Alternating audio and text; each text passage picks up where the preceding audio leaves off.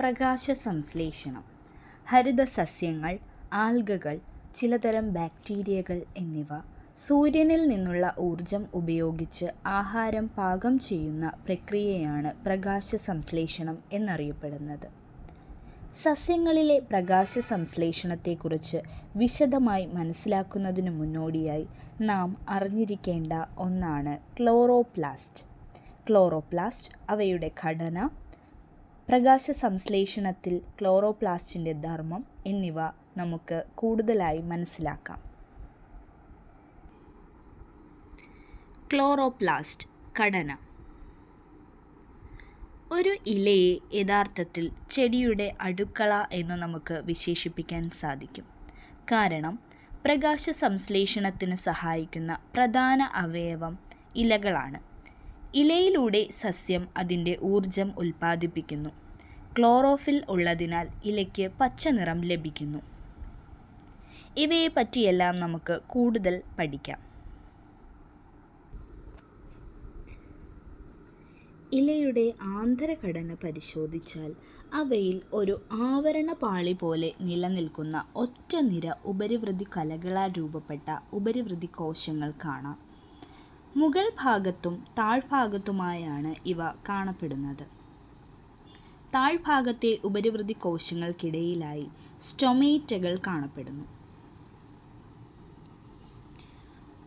ഉപരിവൃതി കോശങ്ങൾക്ക് നടുവിലായി കാണപ്പെടുന്ന കോശങ്ങളെ മീസോഫിൽ കോശങ്ങൾ എന്നറിയപ്പെടുന്നു.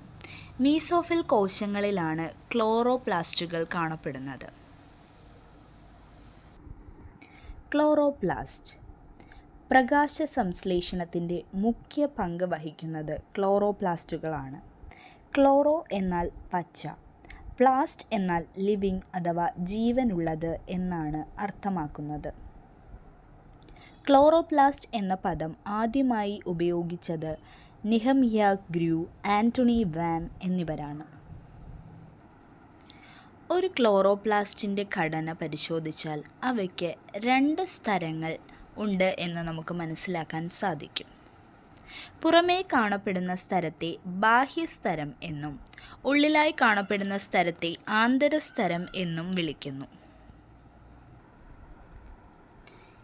ക്ലോറോപ്ലാസ്റ്റിനുള്ളിൽ കാണപ്പെടുന്ന സ്തരസഞ്ചികളെ തൈലക്കോയിഡ് എന്നറിയപ്പെടുന്നു.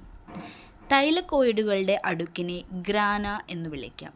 ഗ്രാനയിലാണ് ക്ലോറോഫിൽ കാണപ്പെടുന്നത്. ക്ലോറോഫിൽ. ഇവ ഒരു പിഗ്മെൻ്റാണ്. പ്രകാശ സംശ്ലേഷണ സമയത്ത് ക്ലോറോഫിൽ സൂര്യനിൽ നിന്നുള്ള പ്രകാശത്തെ ആഗിരണം ചെയ്യുകയും സസ്യത്തിന് ഭക്ഷണമായി ഉപയോഗിക്കാൻ കഴിയുന്ന രാസ ഊർജമാക്കി മാറ്റുകയും ചെയ്യുന്നു.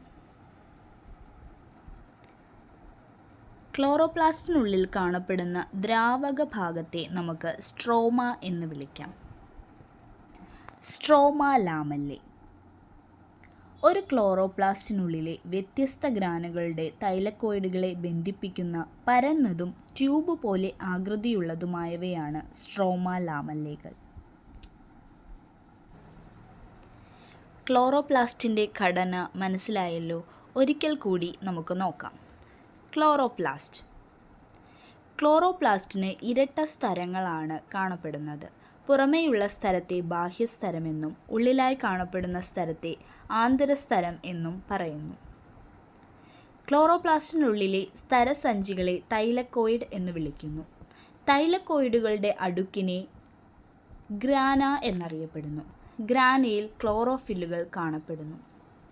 ക്ലോറോപ്ലാസ്റ്റിനുള്ളിലെ ദ്രാവക ഭാഗത്തെ സ്ട്രോമ എന്നും ഒരു ക്ലോറോപ്ലാസ്റ്റിനുള്ളിലെ വ്യത്യസ്ത ഗ്രാനുകളുടെ തൈലക്കോയിഡുകളെ ബന്ധിപ്പിക്കുന്ന പരന്നതും ട്യൂബ് പോലെ ആകൃതിയുള്ളതുമായവയാണ് സ്ട്രോമ ലാമെല്ലെ എന്ന് വിളിക്കപ്പെടുന്നത്. പ്രകാശ സംശ്ലേഷണത്തിൽ ക്ലോറോപ്ലാസ്റ്റിനുള്ള ധർമ്മം എന്താണെന്ന് നമുക്കിനി കൂടുതലായി പ്രകാശ സംശ്ലേഷണം. പ്രകാശത്തിൻ്റെ സഹായത്താൽ ഹരിതസസ്യങ്ങൾ സ്വയം ആഹാരം നിർമ്മിക്കുന്ന പ്രക്രിയയാണ് പ്രകാശ സംശ്ലേഷണം. പ്രകാശ സംശ്ലേഷണത്തിലെ ഘട്ടങ്ങൾ. പ്രകാശ സംശ്ലേഷണത്തിന് 2 ഘട്ടങ്ങളുണ്ട്. ആദ്യത്തേത് പ്രകാശഘട്ടം, രണ്ടാമത്തേത് ഇരുണ്ട ഘട്ടം,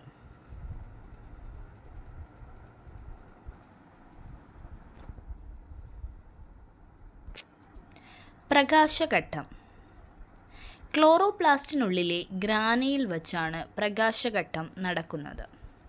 പ്രകാശത്തിൻ്റെ സാന്നിധ്യത്തിലാണ് പ്രകാശഘട്ടം നടക്കുന്നത്. ജലം വിഘടിച്ച് ഹൈഡ്രജനും ഓക്സിജനുമായി മാറുന്നു. പിന്നീട് ഇവിടെ ഉണ്ടാകുന്ന ഓക്സിജൻ പുറന്തള്ളപ്പെടുന്നു. ഹൈഡ്രജൻ ആകട്ടെ ക്ലോറോപ്ലാസ്റ്റിനുള്ളിലെ സ്ട്രോമയിലേക്ക് എത്തുന്നു. ഊർജ തന്മാത്രയായ ATP ഉണ്ടാകുന്നത് പ്രകാശഘട്ടത്തിലാണ്.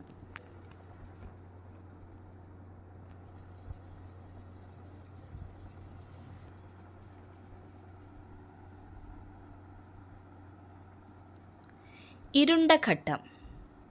ക്ലോറോപ്ലാസ്റ്റിനുള്ളിലെ സ്ട്രോമയിൽ വച്ചാണ് ഇരുണ്ട ഘട്ടം നടക്കുന്നത്. ഇവിടെ പ്രകാശം ഉപയോഗിക്കുന്നില്ല. ഈ ഘട്ടത്തിന് ആവശ്യമായ ഹൈഡ്രജനും ഊർജവും പ്രകാശഘട്ടത്തിൽ നിന്നാണ് ലഭ്യമാകുന്നത്.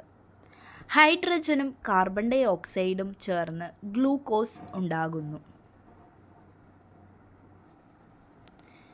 പ്രകാശ സംശ്ലേഷണത്തിൻ്റെ 2 ഘട്ടങ്ങളായ പ്രകാശഘട്ടം, ഇരുണ്ട ഘട്ടം എന്നിവ ഒന്നുകൂടി മനസ്സിലാക്കുന്നതിനായി ചിത്രത്തിൻ്റെ സഹായത്തോടെ നമുക്ക് പഠിക്കാം.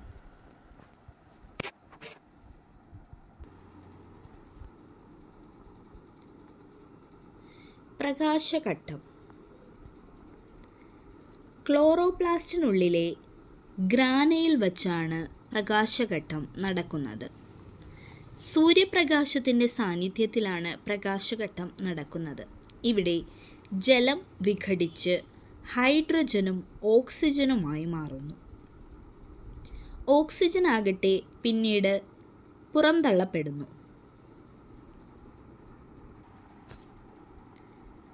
ഹൈഡ്രജൻ ക്ലോറോപ്ലാസ്റ്റിനുള്ളിലെ സ്ട്രോമയിലേക്ക് കടക്കുന്നു. ഊർജ തന്മാത്രയായ ATP ഉണ്ടാകുന്നത് പ്രകാശഘട്ടത്തിലാണ്.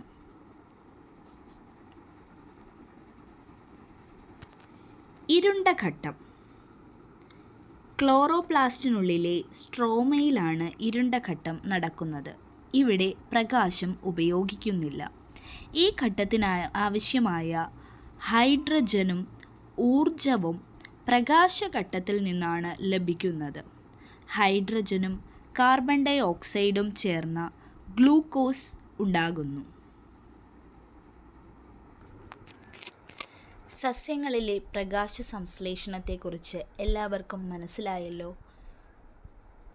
സസ്യങ്ങളിലെ പ്രകാശ സംശ്ലേഷണവുമായി ബന്ധപ്പെട്ട ഒരു വീഡിയോ നമുക്കിനി കാണാം.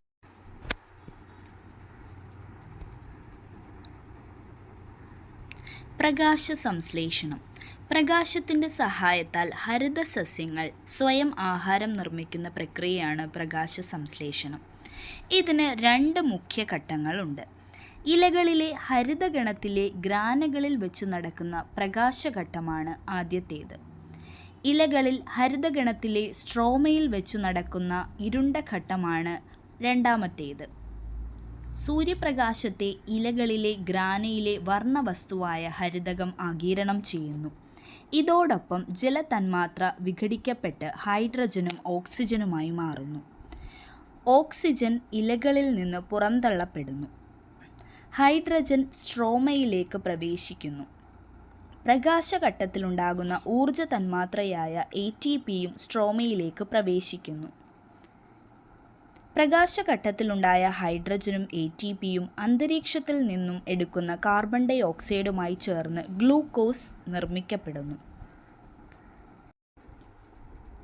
പ്രകാശ സംശ്ലേഷണത്തിൻ്റെ ഘട്ടങ്ങൾ ഒരിക്കൽ കൂടി നോക്കിയാലോ. പ്രകാശ സംശ്ലേഷണ സമയത്ത് സൂര്യനിൽ നിന്നുള്ള പ്രകാശ ഊർജം ക്ലോറോഫിൽ ആഗിരണം ചെയ്യുന്നു. മണ്ണിൽ നിന്നുള്ള വെള്ളം വേരുകൾ ആഗിരണം ചെയ്ത് ഇലകളിലേക്ക് കൊണ്ടുപോകുന്നു. വായുവിൽ നിന്നുള്ള കാർബൺ ഡൈ ഓക്സൈഡ് ഇലകളുടെ സ്റ്റൊമേറ്റയിലൂടെ പ്രവേശിക്കുന്നു. ഇതിനിടയിൽ ജലതന്മാത്രകൾ ഹൈഡ്രജനും ഓക്സിജനുമായി വിഭജിക്കുന്നു. ഈ ഹൈഡ്രജനും കാർബൺ ഡൈ ഓക്സൈഡും സംയോജിച്ച് കാർബോഹൈഡ്രേറ്റുകൾ അഥവാ ഗ്ലൂക്കോസ് ഉണ്ടാകുന്നു. വളർച്ചയും വികാസവും നൽകുന്ന ഊർജ സ്രോതസ്സുകളാണ് ഗ്ലൂക്കോസ്. പിന്നീട് ഇത് അന്നജമായി പരിവർത്തനം ചെയ്യപ്പെടുകയും വിവിധ സസ്യാവയവങ്ങളിൽ സൂക്ഷിക്കുകയും ചെയ്യുന്നു. സ്വപോഷികളായ ഹരിത സസ്യങ്ങൾ ആഹാരം നിർമ്മിക്കുന്ന വിധം മനസ്സിലായല്ലോ. പ്രകാശ സംശ്ലേഷണവുമായി ബന്ധപ്പെട്ട ഒരു അറിവ് കൂടി നേടിയാലോ.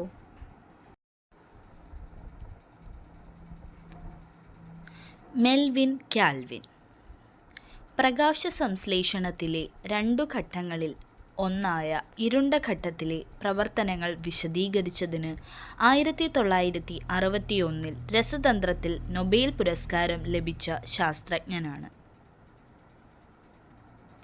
പ്രകാശ സംശ്ലേഷണം എന്താണെന്നും ക്ലോറോപ്ലാസ്റ്റിന് പ്രകാശ സംശ്ലേഷണത്തിലുള്ള മുഖ്യ പങ്ക് എന്താണെന്നും ഇതിനോടകം എല്ലാവർക്കും മനസ്സിലായല്ലോ.